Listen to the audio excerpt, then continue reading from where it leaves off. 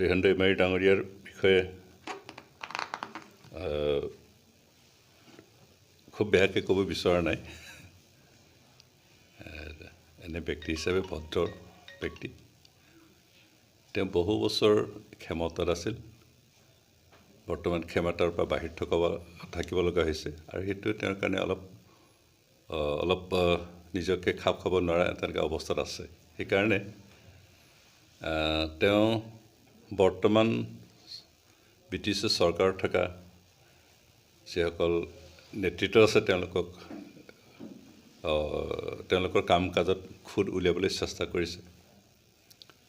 কিন্তু বৰ্তমান BTDৰ যিসকল মুৰব্বী আছে ধৰক প্ৰমোদ বড়ো ডাঙৰীয়া আৰু আমাৰ কাৰ্যৰ বিষয়ে যি খুদ উলিয়াবলৈ চেষ্টা কৰিছে, তাৰ আগতে তেওঁ নিজে যোৱা 20টা বছৰে কি কৰিলে অঞ্চলৰ কাৰণে, আমাৰ সমষ্টিটোৰ কাৰণে, সেই কথাখিনি তেওঁ আগতে চিন্তা কৰি ল'লে ভাল আছিল। তেওঁ হয়তো এতিয়ালৈকে খবৰ নাই প্ৰমোদ বড়ো ডাঙৰীয়াই যে ইতিমধ্যে এটা সমষ্টি ৰিজাইন দিছে, সেই কথাখিনি তেওঁৰ খবৰ নাই। ভালকৈ খবৰ লোৱাৰ পিছত বক্তব্য দাঙি ধৰিলে ভাল হয়। তাৰপিছত মোৰ ক্ষেত্ৰত মই এতিয়াও ডেপুটি চিফ হিচাপে আছোঁ বা MLA হিচাপে আছোঁ। কিন্তু ষষ্ঠ অনুসূচিত কাউন্সিলত এজন ব্যক্তি MLAও হ'ব পাৰে আৰু MCLAও হ'ব পাৰে। ইয়াৰ উদাহৰণ কেইবাটাও আছে। হয়তো তেওঁ যদি 20 বছৰ MLA হৈছে, দুবাৰ মন্ত্ৰী হৈছে, তথাপি এই কথাখিনি হয়তো তেওঁ জনা নাই বা জানিও উদ্দেশ্য প্ৰণোদিতভাৱে কাৰোবাক হলঠেকত পেলোৱাৰ উদ্দেশ্যেৰে এই বক্তব্যখিনি দাঙি ধৰিছে। কাৰ্বি আংলঙৰ এটা সময়ৰ চিফ ডক্টৰ জয়ন্ত ৰংপি 2টা টাৰ্ম তেওঁ চিফ হৈছিল আৰু যি সময়ত তেওঁ চিফ আছিল সেই সময়ত ইলেক্টেড MPও আছিল। ইফালে MP আৰু ইফালে কাৰ্বি আংলং ডিষ্ট্ৰিক্ট কাউন্সিলৰ চিফ আছিলে। আৰু বৰ্তমানো কাৰ্বি আংলঙৰ পৰা এজন EM হয় কাউন্সিলৰ আৰু তেওঁ ইলেক্টেড MPও হয়। এই কথাখিনি হয়তো তেওঁ নাজানে আৰু সেইকাৰণে এতিয়া BTDৰ যিকেইজন বিশেষকৈ তেওঁৰ দেখাত ভুল কৰি থকা বুলি তেওঁ বক্তব্য দাঙি ধৰিছে। মোৰ ক্ষেত্ৰত মই ইয়াকে কওঁ যে মোৰ আচলতে 2টা পদ খামচি থকাৰ ধৃষ্টতা নাই।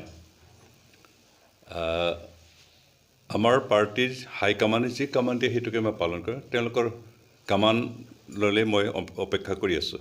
যদি কাইলৈকে আমাৰ পাৰ্টিৰ চিফে তই MLAৰ পৰা ৰিজাইন দে, কাইলৈ দি দিম, আপত্তি নাই মোৰ।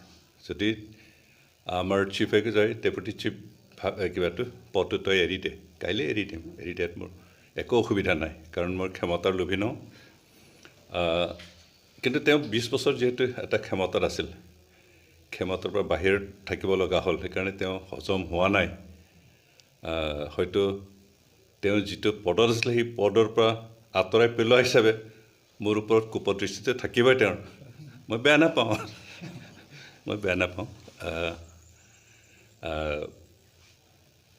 মই 2টা পদত তেনেকৈ খামুচি ধৰি থকাৰ মোৰ একো কিবা নাই, স্পৃহা নাই। যিহেতু আমাৰ হাইকমাণ্ডৰ পৰা এতিয়ালৈকে একো ডিৰেকশ্যন অহা নাই, সেইকাৰণে বাট চাই আছোঁ।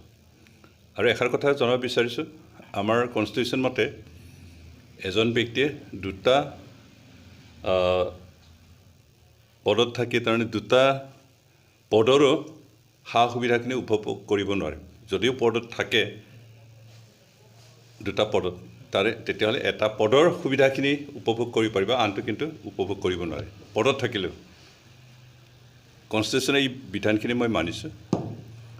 মই MLA যিদিনাৰ পৰা জিকিছোঁ সিদিনাৰ পৰাই ডেপুটি চিফ হিচাপে আমাৰ BTC চৰকাৰৰ পৰা যিখিনি দৰমহা পোৱাৰ ব্যৱস্থা আছে, যিখিনি সা সুবিধা পোৱা যায়, সেইখিনি সম্পূৰ্ণৰূপে মই এৰি দিছোঁ। মই দৰমহা লোৱা নাই। সেইকাৰণে মই এতিয়া আচলতে ডেপুটি চিফ হ'লেও অবৈতনিক ডেপুটি চিফ, অনাৰেৰী, 1 পইচাও মই লোৱা নাই ডেপুটি চিফৰ নামত। সেইকাৰণে কোনোবা কেছ ফাইল কৰিলেও মোৰ ক'ব লাগে একো নাই। আৰু সংবিধান মতে 6 চিটেল কাউন্সিলত MLAও হ'ব পাৰে বা MCLAও হ'ব পাৰে, তাত কোনো বাধা নাই। এই কথাখিনি হয়তো তেওঁ নাজানে, সেইকাৰণে তেওঁ বক্তব্য দাঙি দিছে। আৰু হয়তো তেওঁ ক্ষমতা পোৱাৰ এটা কিবা আছে যে তেওঁক এটা বদনাম দিয়ে, তেনেকুৱা MLAটো যদি ৰিজাইন দিয়াব পাৰোঁ, নেক্সট ইলেকশ্যন খেলি মই নিশ্চয় জিকিম, সেইটো আশা কৰি সেইটো বক্তব্য দাঙিব পাৰে। সেইটো তেওঁৰ মনৰ কথা। তেখেতৰ বক্তব্যৰ ক্ষেত্ৰত এইখিনি মই বক্তব্য দিছোঁ, মোৰ মনোভাৱখিনি এইখিনি প্ৰকাশ কৰিছোঁ।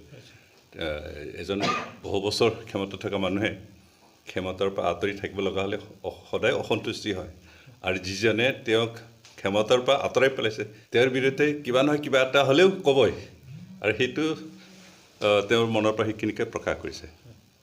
ধন্যবাদ।